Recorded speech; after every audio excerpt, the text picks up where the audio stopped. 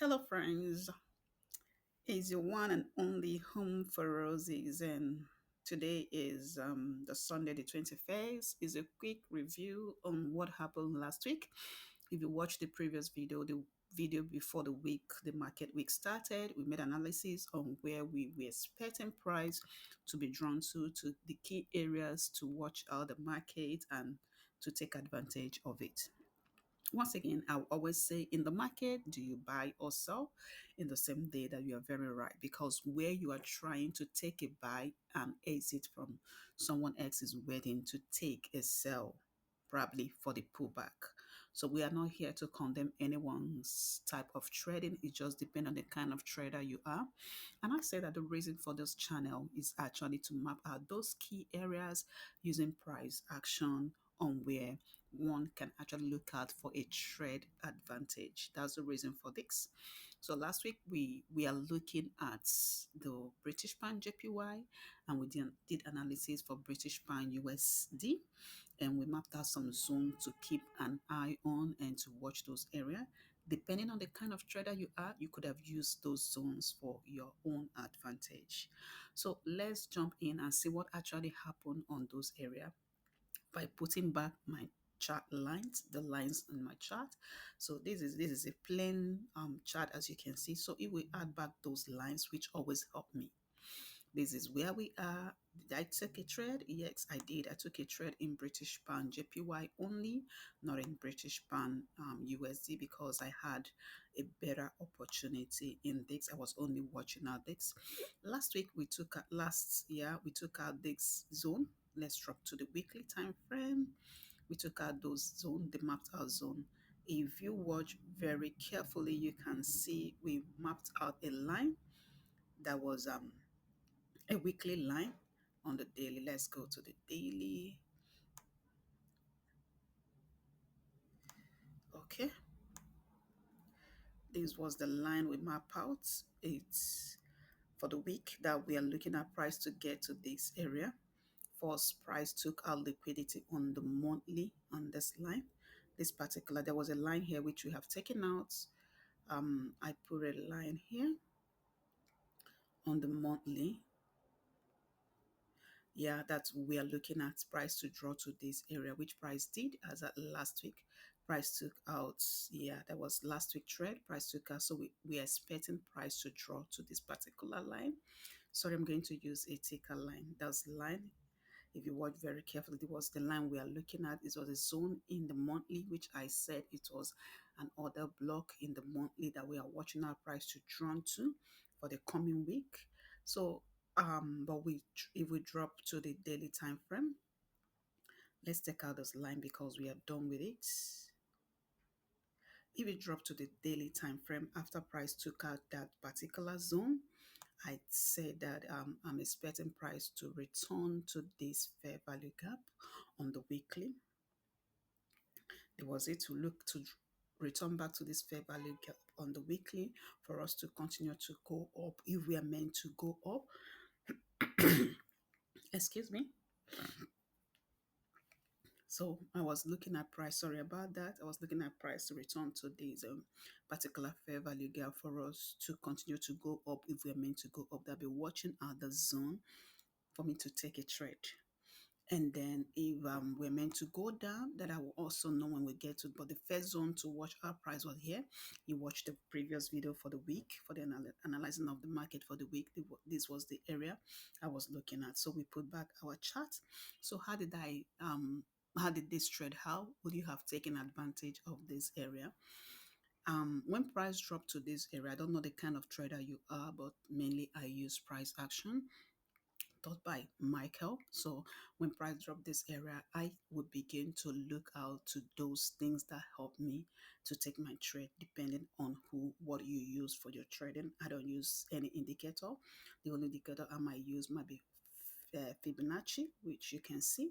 These are the stuff that I use. So when price drop this area, your duty is to look out the things you normally use for your trade by dropping on the lower time frame.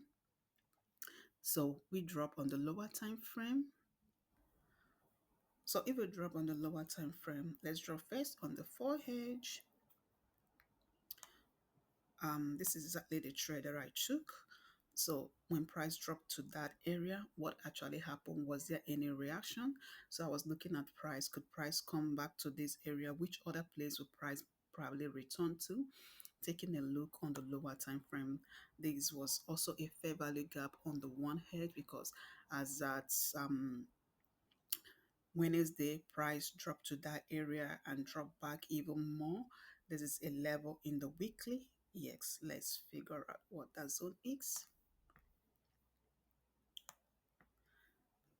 So this was a level also.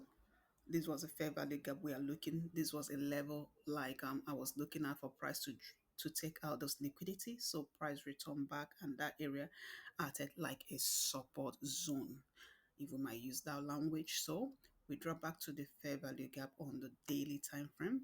That was it. So I started to look out for opportunity to take this trade, knowing too well that the month of December most times is a bullish scenario for British pound.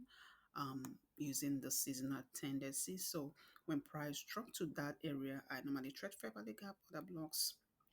I begin to look for an opportunity. So I'm not expecting price to get back to this area. That was me putting a trade. Actually, I put a limit order because I wasn't watching the market. So I was looking at price. Mainly it's going to get to this area. If paraventure didn't get to that area, it must definitely come to this area to take out liquidity. So I put a limit order here and walked away from the market because the week has been a busy week for me. That was it. So the trade got into, and I was expecting price at least to be targeting, you can see the huge to be targeting this monthly order block. But the truth about trading is that do not always put your TP exactly at your month of target, but put kind of something below or before that target. That's just it. I was using the big number. I was looking at price to get at least to 211 2110s. That was where I was looking at the 210s. The price get to that area exactly. That was where I exceeded. I closed the market even before it got to that area.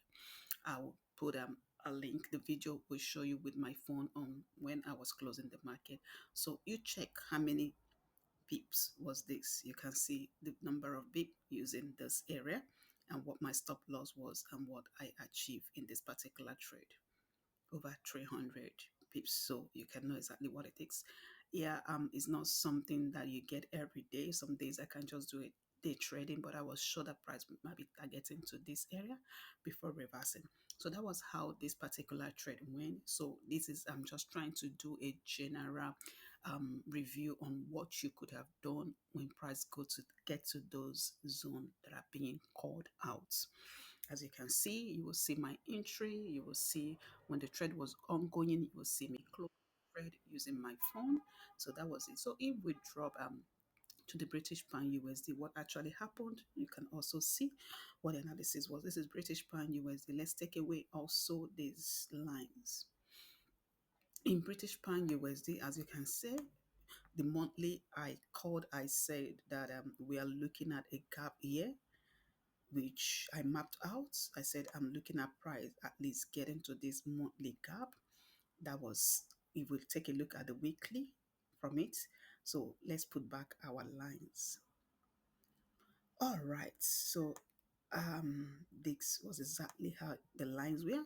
I said I was looking at price at least getting to this gap on the monthly, and then I don't know whatever, but that will happen next. So if we drop to the daily time frame, what actually happened? The market opened and then untraded. It wasn't a good market. Like it wasn't moving like the British pound JPY. The British pound JPY had more room for a trade. That was the reason I took the British pound. But for whoever that is, maybe they traded this also would have been a good market for the person. So how would you have traded this market? Let's drop down to an hourly time frame. If you remember vividly, I also draw my Fibonacci retracement on the 4H. That what my expectation of where the market might likely return. This exhaust for the week. This was Thursday. Okay, this was beginning of the week. If we use the hourly time frame, there was all these things were not there before the week begins. All this wasn't there as the week begin. All this. So let's assume we didn't have this. And I said that I'm looking at price dropping a little bit more. This, so I'm looking at price dropping a little bit more. So I use my Fibonacci retracement on this particular structure. I said I'm looking at price dropping is either we continue. If you watch the previous video, you also see that I said is either price return because it was exactly at the 62 levels. So that price continue to go up or price might probably get back to the 79, which is OTE, the ultimate entry strategy of Michael. The price might actually return to that area, and that's exactly what the market did. So first price opened and traded back into this area. If I'm to trade this, I would have started looking for opportunity to take a sell in this area, maybe scalp it or the trading. So if we did that, you would have seen what, let's take out this, how many pips that would have taken out of the market. So I would have started looking for opportunity to short the market here, knowing to whether I will exit at this area because it's another level that the market will probably respond. So why am I so sure? I wasn't so sure that the market, but I knew using the law of and the principle of price action that market would definitely react to date zones before doing every other thing and react to those areas before going to that level. That's the way I would have traded this market. So this is the way I would have um, traded this particular pair, British pound USD, but I didn't take any trade. The trade I took was in British pound JPY. That was a trade that I took.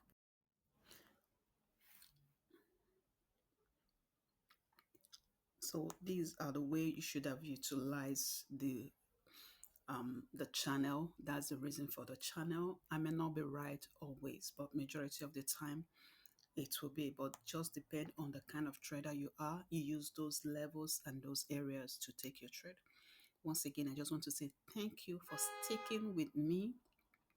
There's period, there's year. It has been an awesome year and awesome trading experience. And I want to encourage every one of you that likes the markets, whether the forex or the crypto or any other market that you trade, and you are struggling with it, do not give up. It might take you time. Yes, it might take you time to learn, but don't give up. Keep learning, keep studying, keep putting in your effort. One day you will look back and you'll be happy that you did. These things pays. And then for those who don't trade forex or any market, but you just come to this channel and you are impressed or happy for me, I just want to encourage you, even as the new year is coming up, learn a skill, look out for something that interests you, put your mind to it, put your energy to it, put your time to it, trust God for the best outcome. Now, the truth is that there is nothing, I say, that God cannot teach you.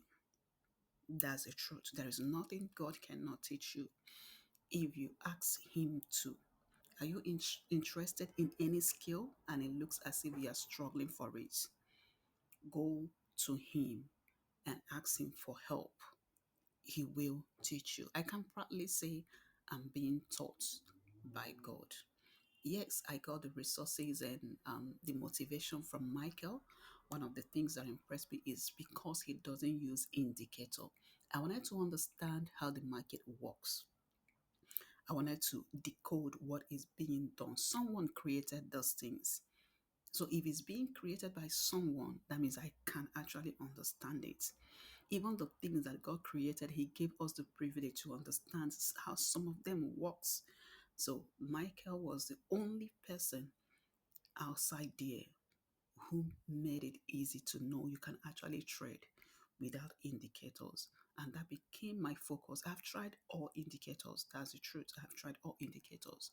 but I figure out that it is simpler to learn with a naked chart and trust price action.